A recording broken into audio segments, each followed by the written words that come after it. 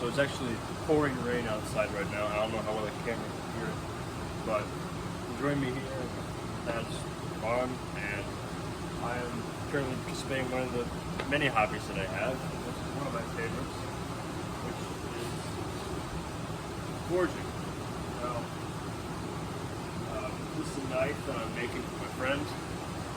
Hopefully he's going to actually pay me for it. He mentioned that he would pay me for a knife, and I'm not sure if that's going to happen or not, but I'm going to try to get him to pay for it.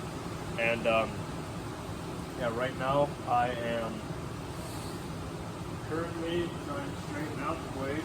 There are a couple of weird warps that have happened from the forging, not necessarily from the blade just curving on its own, but from how I've been hitting it. I've been trying to get the tang to shrink down, but I've realized that if I push the tang to be skinnier, it will actually make the knife too long. I don't want it to be super long. I want it to be pretty short, pretty stocky, pretty easy to wield. And if you don't know what a tang is, it's basically the thin part of a knife where, like, here's your knife, and then it gets thinner where the handle goes. And that's your tang. It's a metal part inside the handle. Yeah, so right now I'm just trying to get rid of some hammer marks, and then I'll be getting ready to quench. This is different than my usual video style because I just wanted to do this today. Figured I'd try something new. Yeah, the forging in this hobby is really sort of affected how I see the world and how I see patience. It's really taught me patience. And it's also gotten me away from my phone and electronics and video games, because this is honestly more fun than most video games. Yeah, this has really affected how I see the world around me, because it taught me the lesson of that anytime you want to change something, anytime you want to improve something, because this is just a scrap metal. I don't know if I have one laying around, but it is scrap metal, and I am turning it into this knife. And it sort of taught me that no matter where you come from, no matter what your past is, I'm not sure how well this video can even hear me right now because of the rain and the forge going, so I'm going to try to speak up. This has really taught me that no matter how your past is, no matter where you come from, no matter what you were, with hard work and sometimes sacrifice, you can really improve yourself. You can completely transform who you are, because this was literally garbage. This was like thrown away. We found this on the side of the railroad. I'll find it for you.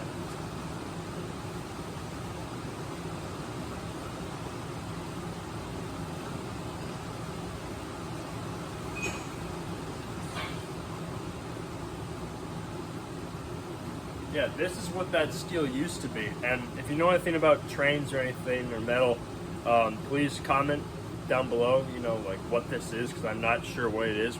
I just found it on the side of a railroad, and I cut a piece off of it, and that's what this knife is made out of. And I thought it was actually really good steel. Yeah. So, yeah, but when you think about it, right? Forging a blade, like that's probably pretty, like if the knife had feelings, right? If the metal could feel anything, that's probably going to be pretty painful.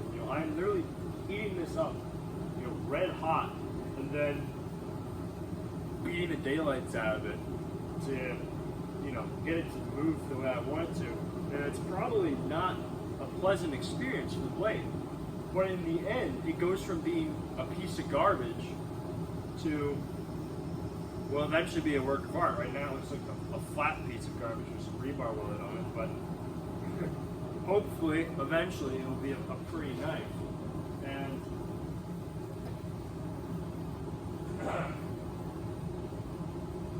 yeah, this is getting close to the temperature I need it to be.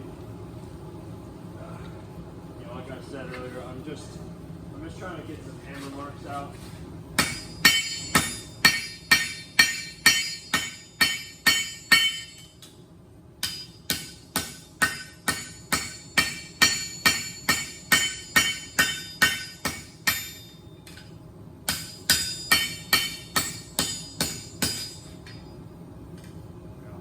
squeezing it too hard. Just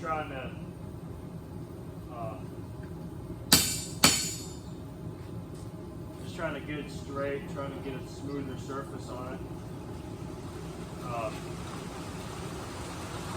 Geez, it's really rank.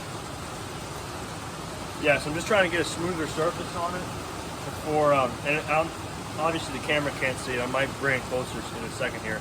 But when I tried to make it thinner for the tang, which I said before, I'm not doing that anymore. I'm not going to try to make it thinner. I'll just grind that after the quench. But when I try to forge it thinner, it ended up like making this weird like roll in the side of it. Like it made like a little bit of a concave, slight C curve on it. And I'm just trying to forge that out right now because I don't want to remove too much material from the tang. Because like, yeah, I could just grind it out. But this blade's already getting pretty thin because it took a while to get it to the length I need it to be because my friend has pretty big hands. Yeah, so I'm just trying to do a little bit of finishing touches here, and then I'll quench it. I'll bring the camera close for that because that's pretty exciting. There'll be a reward for you watching this video all the way through. Show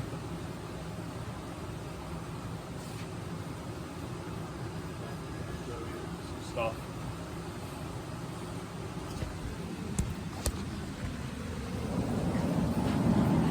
Yeah, so as you can see here, just heating it up in here.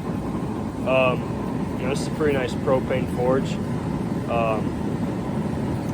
Yeah, a lot of people mess around with tongs, and I do have some tongs here.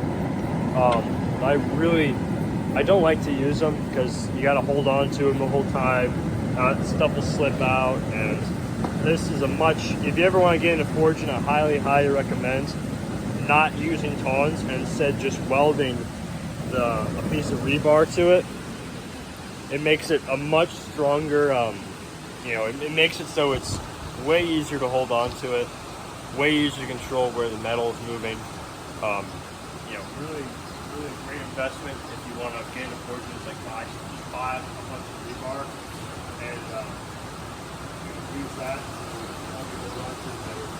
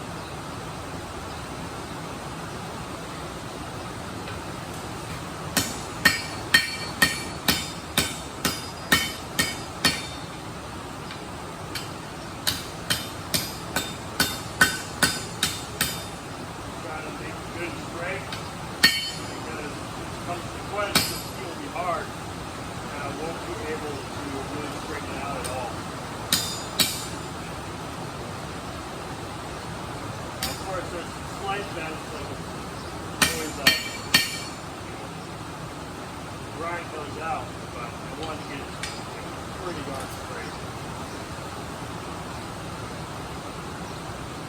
That looks pretty good.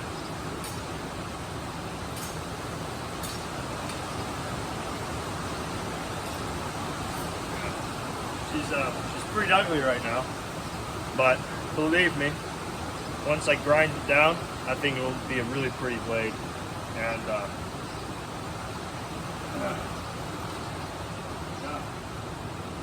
Alright, I'll cut the exciting part. I'll move the camera closer.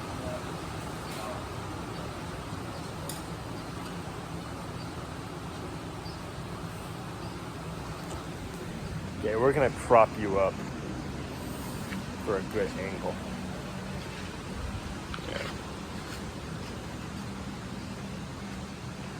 Just bear with me here. I know this video is getting pretty long, but trust me, this is worth the wait.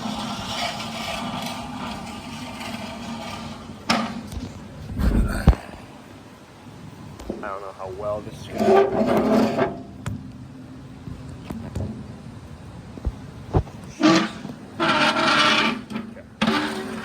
We'll put you on the floor, actually. How about that? Put you down here. Okay. So the Bud Light bucket is full of cooking oil right now.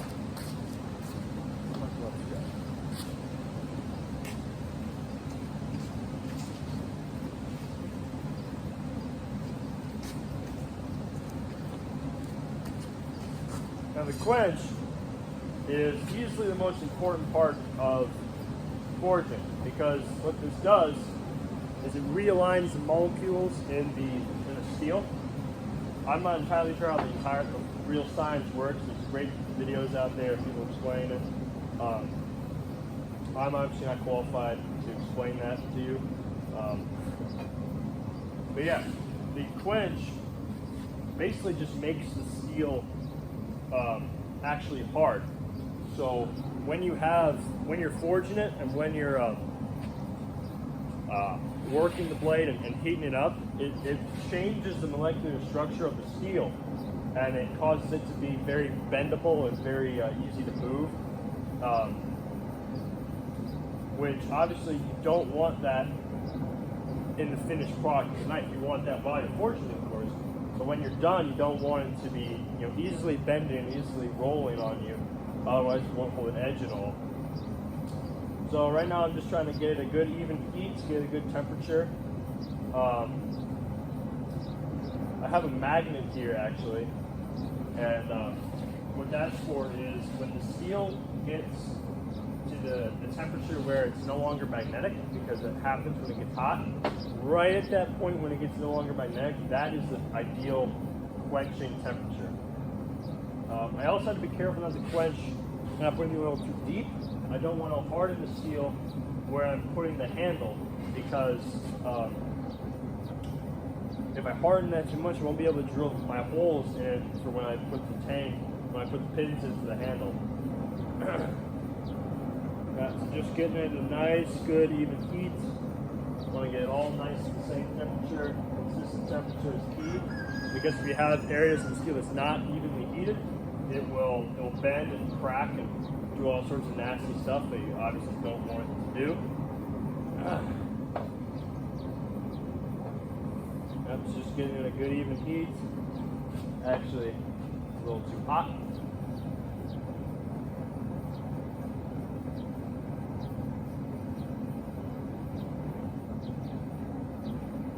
I can't tell by how long this video is, although that forging was a pretty long process.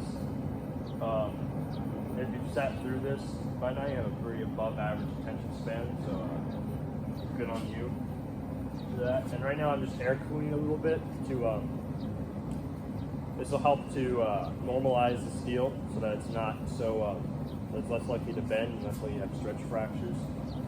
Just cooling it off a little bit in the air.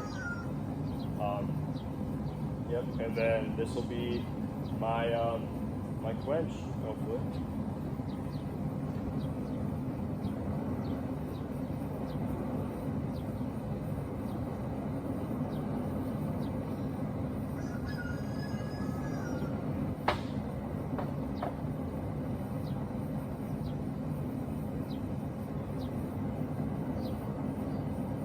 This has definitely taught me a lot of patience, and if you're struggling with social media addiction or video game addiction or whatever, just like being bored and motivated, I highly recommend just trying out a hobby, like finding out what you're interested in and going for it,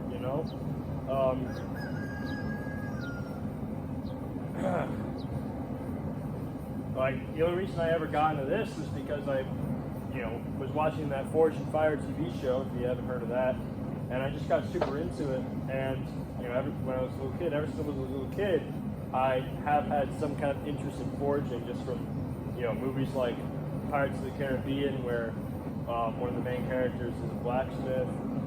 How to Train Your Dragon was a big one for me because Jacob is also a blacksmith. That's just really got me interested in forging, and I'm now able to pursue that. Okay, that's just about perfect there. Here goes nothing. Woo, a little bit of fire there.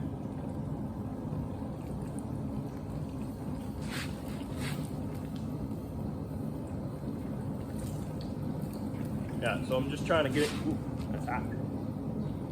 Yeah, trying not to get it too far in the oil.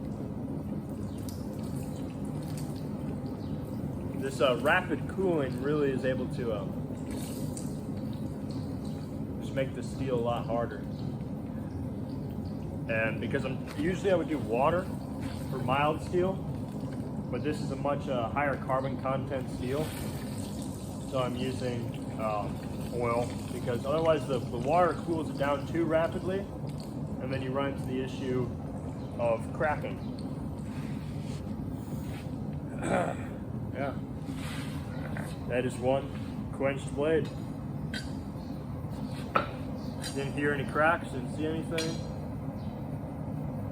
Tiny bit of a warp, not too bad. Yeah. That's all I got for today. God bless you, and stay wild.